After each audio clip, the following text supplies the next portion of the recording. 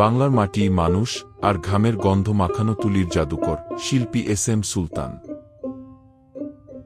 ১৯২৪ সালের ১০ জানুয়ারি নড়াইলের মাছিমদিয়া গ্রামে জন্ম নেওয়া এই ক্ষণজন্মা শিল্পী আমাদের শিল্পকলাকে নিয়ে গেছেন এক অনন্য উচ্চতায়।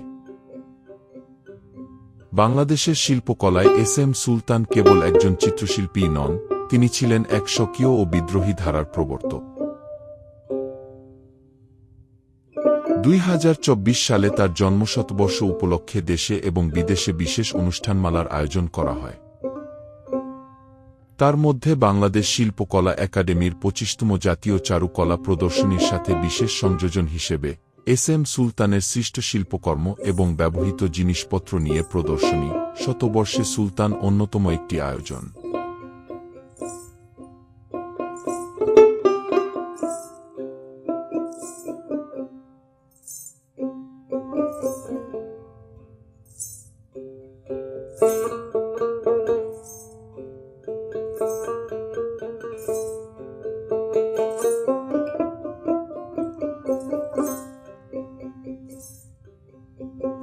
সুলতানের ক্যানভাসে উঠে এসেছে বাংলার সাধারণ কৃষক, জেলে আর মেহনতি মানুষের জীবন ও সংগ্রাম।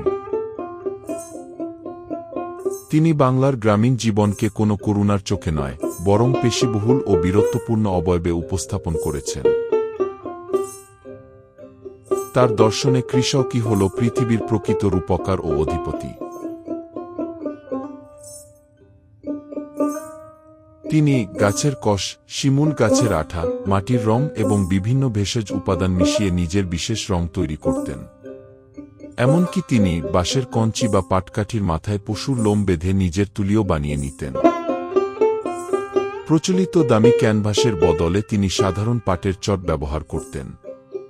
চটের উপর তেঁতুলের বিচি সিদ্ধ করে আঠা বানিয়ে তার প্রলেপ দিতেন, যাতে ক্যানভাসটি টেকসই এবং আকার উপযোগী হয়। এই চটের খসখসে বুনন তার ছবিতে এক ধরনের আদিম এবং মাটির ছোঁয়া এনে দিত।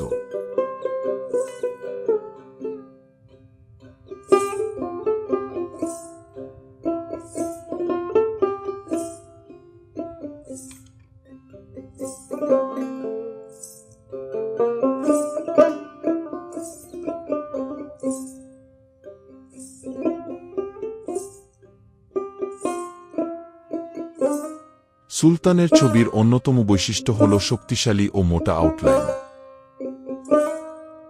তিনি তার ফিগারগুলোকে বাউন্ডারি দেওয়ার জন্য গাঢ় এবং বলিষ্ঠ রেখা ব্যবহার করতেন।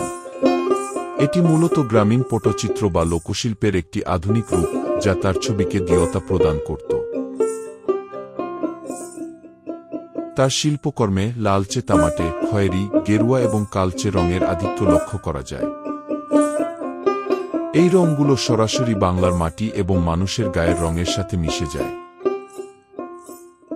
কৃত্রিম উজ্জ্বলতার বদলে এক ধরনের প্রাকৃতিক আবহ তার ছবিতে সবসময় উপস্থিত থাকত।